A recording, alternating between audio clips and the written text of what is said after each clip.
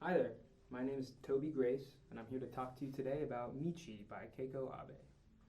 So Keiko Abe is a Japanese marimba composer and performer. She was born in 1937, is alive today at age 84, and she's known across the world as not only someone who has expanded the marimba repertoire vastly, but also as a virtuosic performer, a soloist, a chamber musician, and everything in between.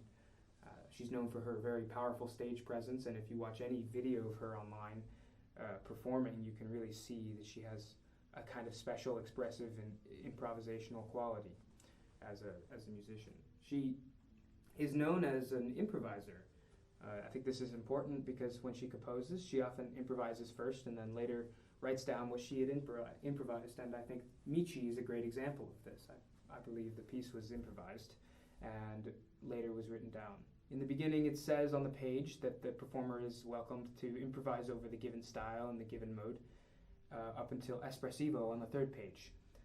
Now, I believe this concept can be taken even further, really, to the rest of the piece if we break it down into its musical components. We isolate melodies, we capture main ideas, and we understand the grand scheme of the piece and the structure. We can improvise a lot over it.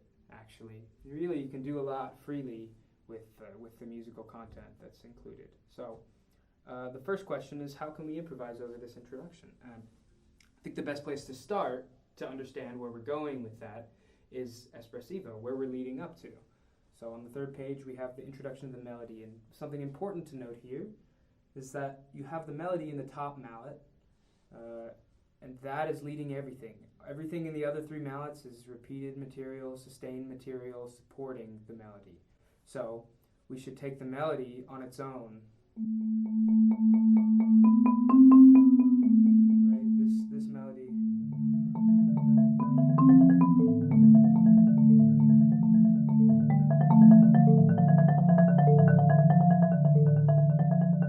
And it should lead every musical decision we make, and everything else should be supporting it.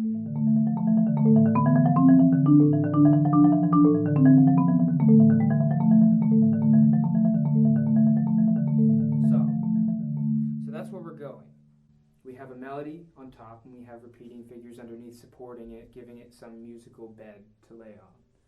Now, in the introduction, we have to build up to this idea.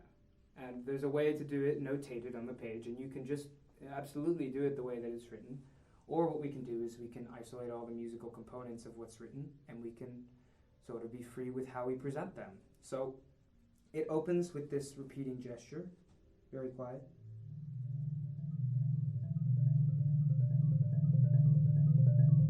Sort of just sustaining all five of these pitches, right?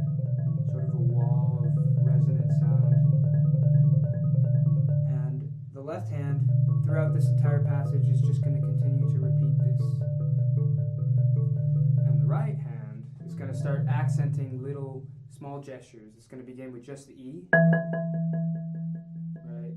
And later it's going to add D, C, and then that's going to develop into D, C, D, C, D, right? And then eventually we add the F, which is important in how it's dissonant with the E and with the A at the bottom of the chord.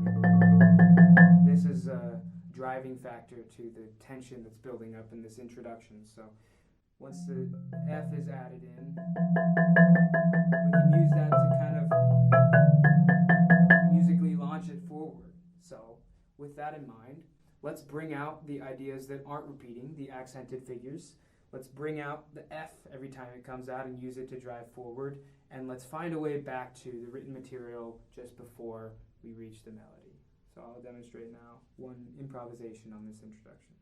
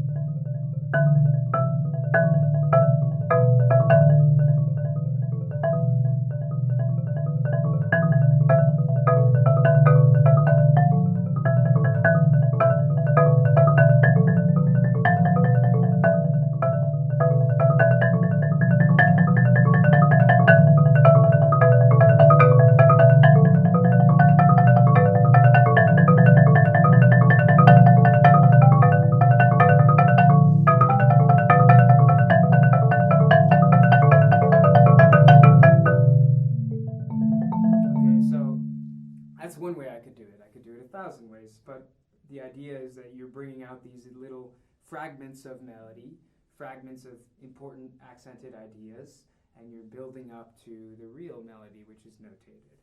So one important thing just before you get to the melody is when you play this loud passage at the bottom of the instrument, it's going to ring a lot, and going into a much softer mezzo piano, it's important we give it a second to just breathe.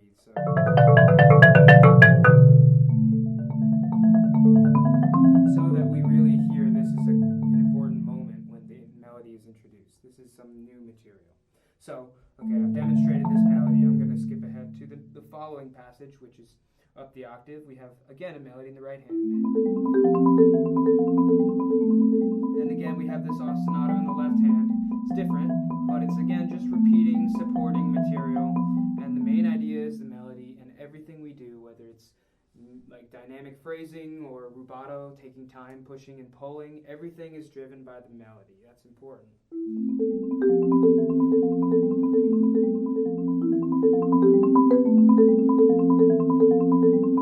And then I'm going to demonstrate the rest of this, and listen for a moment when this ostinato locks in on the fifth, because that is when we're finally at a cadence. This is the dominant back to E, and that's going to lead us to the climax of this section. Okay, so I'll demonstrate this entire passage once.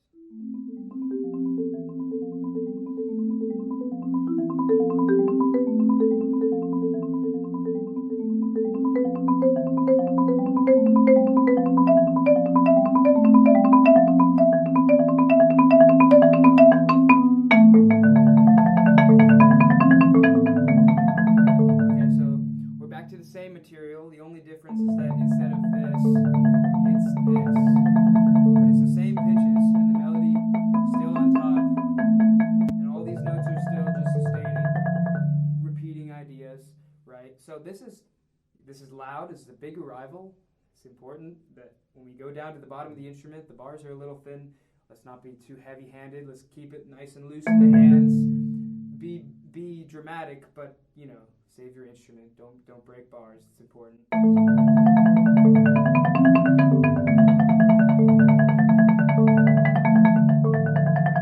Same melody.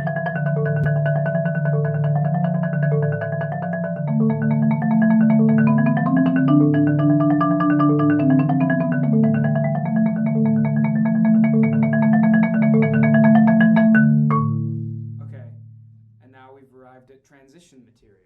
So here we could get all excited and play all these chords super loud and be loving it, but it's important to know that we're actually leading into a much more lyrical, melodic section here. So when we play this, there's a sort of quality that's a little contemplative, a little unsure here. So unlike the material we've played so far with major chords,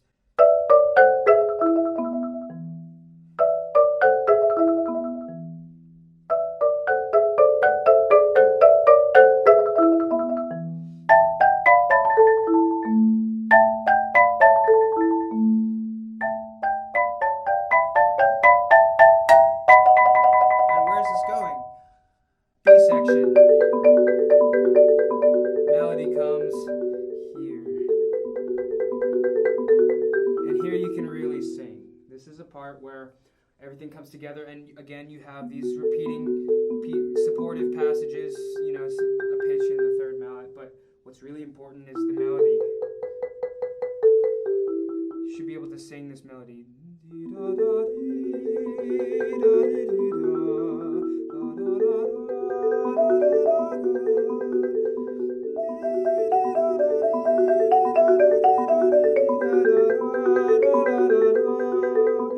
So pay careful attention to the way it's slurred. This can help you with phrasing decisions and choosing longer lines over micro phrasing ideas. Okay, and then we arrive at a repeat of this. And then we add in these sixths on top. It's important it's a technical difficulty, but to practice this so that we can play through it seamlessly and not get stuck in it, right? So.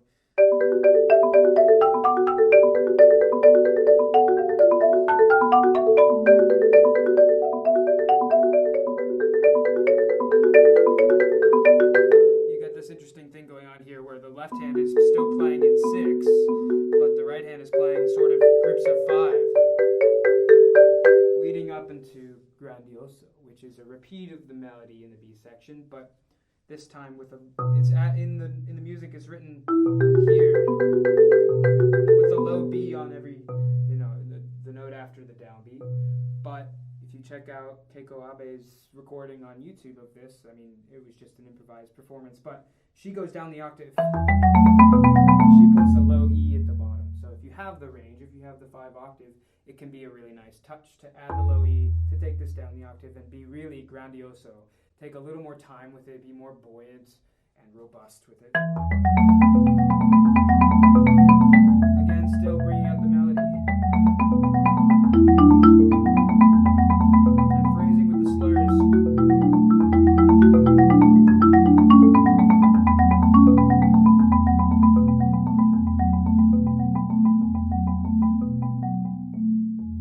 And then here we arrive at repeated material, but down the octave. And again, I play the low E here. It makes more sense. It's written with the E here, but I think it makes more sense to play the low E as Keiko Abe does. It's written that way so that people with a 4 1/3 octave marimba can still perform it. And if you do have that, there is a way. You just. And what I think that this passage can be presented just like the previous passage, but a little quieter, a little more uncertain. And then there's something different about this last one.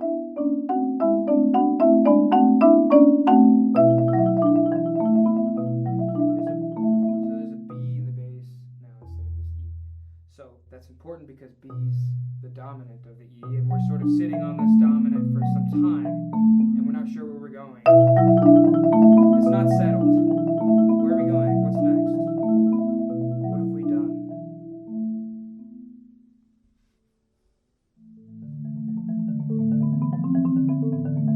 And here we bring back the material in A, which is not what we were expecting. If we were standing on this B as if we were going to go back to E, we weren't expecting this A. So when we return to this same material from earlier, it's a sort of a surprise, and it's it's a little weird. It's not what you were expecting, and I think it should be kind of treated that way.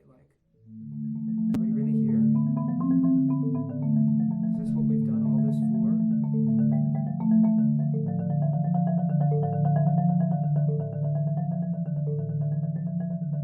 So I think it's important that we interpret this differently than the first time we played this passage.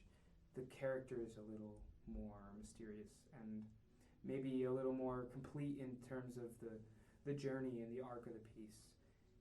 It's strange that we got here from a chord that was supposed to go to E. So do something different with it. And what's interesting is that this is now going to sort of boil down back into the introduction material seamlessly. And this is one of those things that I think this is the point when improvisation is sort of becoming more welcome to the performer. And once you get back to the repeated material from the introduction, you get to the recap, which I'll show you. At that point, I think improvisation is very welcome in the way that the piece trickles down into nothing.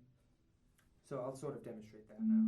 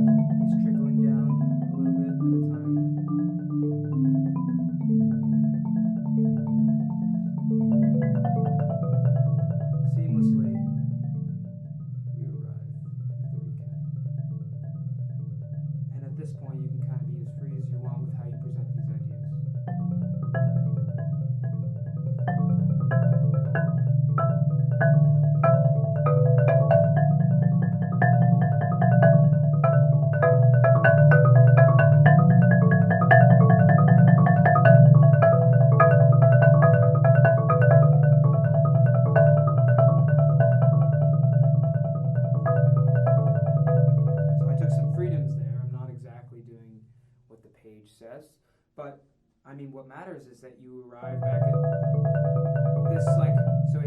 on the page it's written with.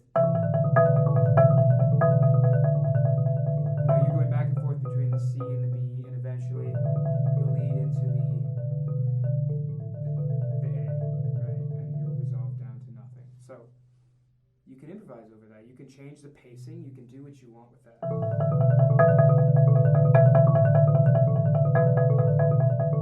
If you want to.